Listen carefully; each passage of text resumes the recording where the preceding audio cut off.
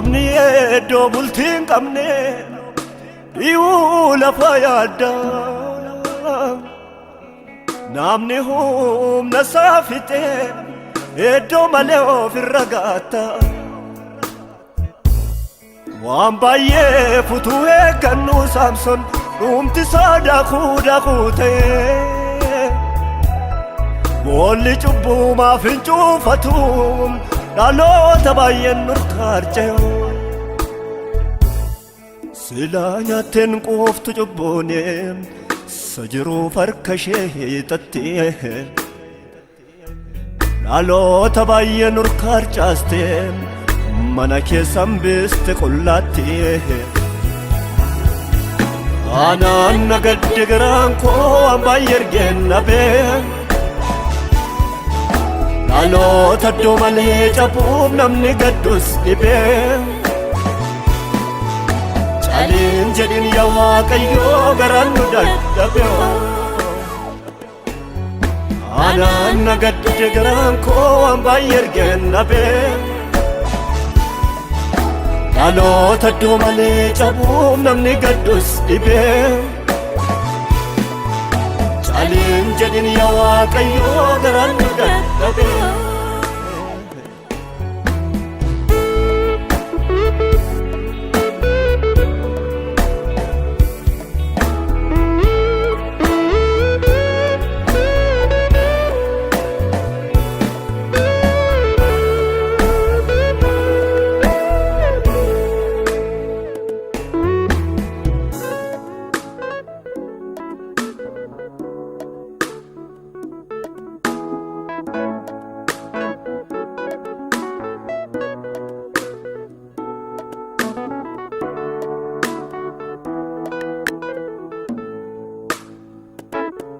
Kokolfaanu nyaata akka bishaaniin miidhamne irraa misoomna malee har'a dhaabbanne of ilaallaaniin waan baay'ee bitanutti gale muka seene qoratti qabanneeti mammadoomne ofirra gaatteenye kaleessa argine har'a dhabneeti furmaataa fi gara keetti boonye abbaa caalin jedhine abbaa caalin jedhine bineensaaf nun kennine abbaa caalin jedhine abbaa caalin jedhine bineensaaf nun kennine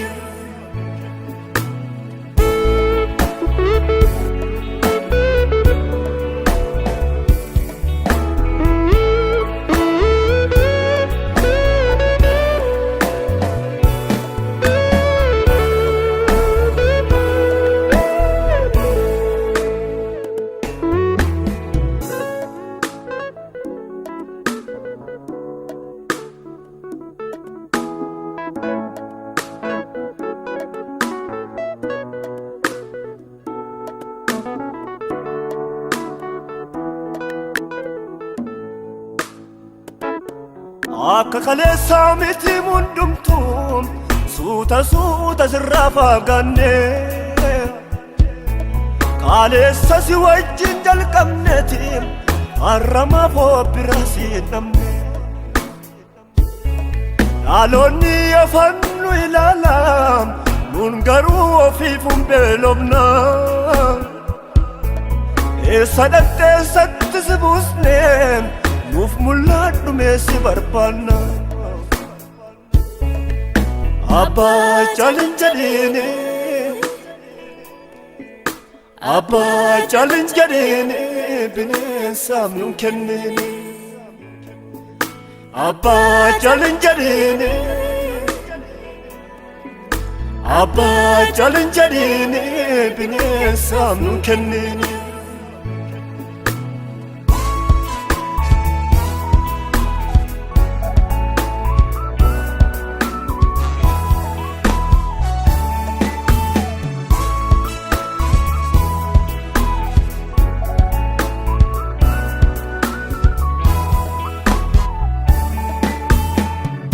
irra jenna malee iddoo keenya hin jirru baay'een oolonni keeyyiin dhumaniiru maaloo yaa Waaqayyo maaliif nutti ilaalta harka haadha hormaa nutti ulfaate malee sifoon danda'ama nutti ulfaate malee sifoon danda'ama nutti ulfaate malee sifoon danda'ama nutti ulfaate malee sifoon danda'ama nutti ulfaate malee sifoon danda'ama